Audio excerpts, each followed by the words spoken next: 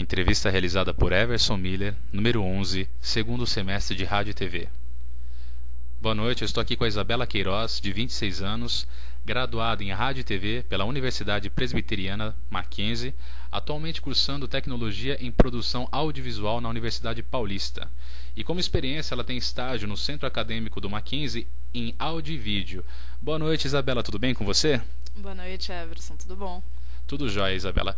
O propósito do nosso encontro dessa noite é fazer 5 perguntas onde você vai compartilhar conosco algumas experiências que você já teve, né, no mercado, você que está graduada, enfim. Então, pronta para a primeira pergunta? Prontíssima. Então vamos lá. Isabela, para que serve um programa de edição de áudio? Bom, Everson, um editor de áudio é fundamental para muitas coisas, como por exemplo a produção musical. E o nome já diz tudo, a função de um editor é editar o áudio. Então, sei lá, você pega um software do tipo, faz algumas funções básicas com esse software. Recortar, copiar, colar, aplicar fade in, fade out, conversões de formatos e até funções mais complexas de masterização e finalização de som. Isso só para citar algumas coisas, você pode fazer muito mais. Então é isso aí, você que ouviu a primeira pergunta, ficou ligado no que um editor de áudio faz. E agora, Isabela, vamos para a segunda pergunta. Que software você recomenda para quem tem interesse em edição de áudio? Bom, para quem usa o Windows, o editor mais utilizado e que cumpre bem o papel de trabalhar com áudio é o SoundForge, da Sony. Mas tem também o Wavelab, da Steinberg, que promete ser um pouco mais profissional, mas que no fundo ele faz a mesma coisa. Outro editor de áudio muito famoso é o Audacity, e ele é freeware, então se você tiver interesse, você pode baixar para download, é grátis, então você pode utilizar sem problemas. Ele funciona bem em quase todos os sistemas operacionais, Windows, Mac, Linux, e visualmente ele é um pouco menos atrativo do que os outros dois, mas isso não quer dizer que ele seja menos eficiente, ele é realmente muito bom. Bom, alguns sequenciadores, de certa forma, dispensam o uso de um editor de áudio. É o caso do Pro Tools, por exemplo, que já tem integrado um editor de áudio bem eficiente. Mas eu acredito que para quem trabalha com Pro Tools, mesmo trabalhando com ele, não vai querer abri-lo toda vez que precisa fazer uma ediçãozinha simples, que é meio trabalhoso abrir todo o programa. O FL Studio também tem um editor que chama Edison. Ele funciona muito bem como plugin e standalone. O Adobe Audition é outro potente editor de áudio e ele também é sequenciador, gravador, ele é uma workstation completa. Mas eu uso o SoundForge há pelo menos 5 anos e para as minhas necessidades ele funciona muito bem. E é isso. Nossa, super interessante mesmo, Isabela. A gente viu que tem vários programas que atendem a várias necessidades e vários graus de complexidade. Então, Isabela, agora a gente vai para a terceira pergunta. Como é o processo de som de uma produção audiovisual? Bom, o técnico de som, ele entra em algum momento na produção. Normalmente, ele não está presente nas filmagens, ele normalmente aparece depois. Porque tem 2 maneiras de colocar o som num filme. A primeira é o som direto, que é captado por um gravador profissional, normalmente isso é feito durante a filmagem. E a segunda é o som feito depois da filmagem, na pós-produção, que é reproduzido num estúdio de som, normalmente através de uma dublagem ou uma reambientação de ruídos, né? Eles recriam os sons do ambiente da cena. Algo como sonoplastia de novela antiga, de rádio, assim. Normalmente, o som direto é preferido, porque assim você não precisa 2 vezes do ator. Ele não precisa ir lá uma vez para filmar e outra vez para dublar. E também porque agiliza o processo da filmagem.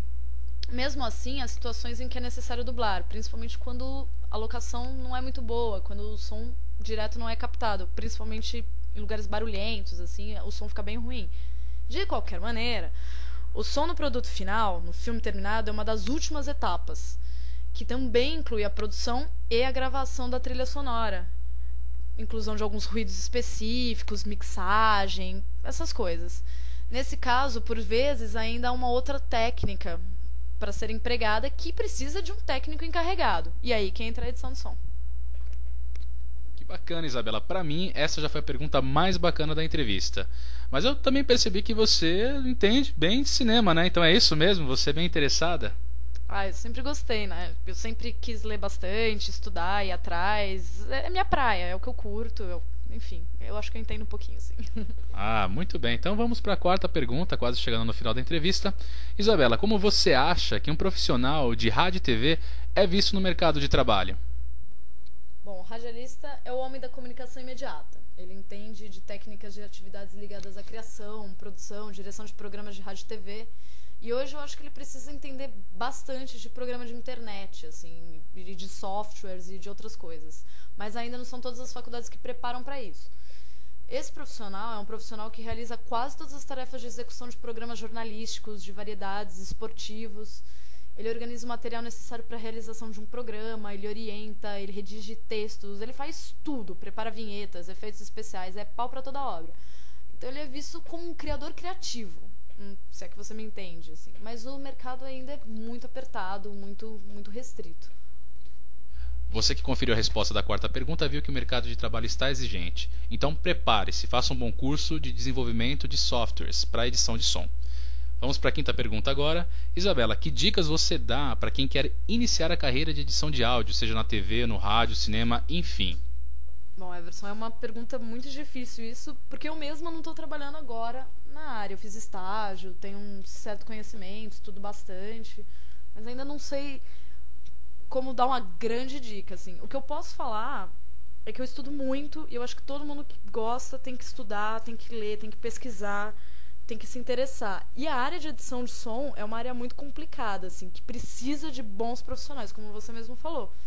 Então você tem que se preparar, tem que conhecer softwares, tem que procurar gente que conhece, tem que se meter e vambora. Eu acho que a disputa é grande, mas as chances também são grandes se você se preparar. Então a dica é essa, sempre vai ser essa, se preparar para o mercado. Bom, chegamos ao final da nossa entrevista. Eu gostaria de agradecer a nossa convidada Isabela. E para você que tem interesse em ingressar na área de rádio e TV, fica aí algumas dicas e algumas curiosidades desse meio. Espero que você tenha gostado. Muito obrigado e boa noite.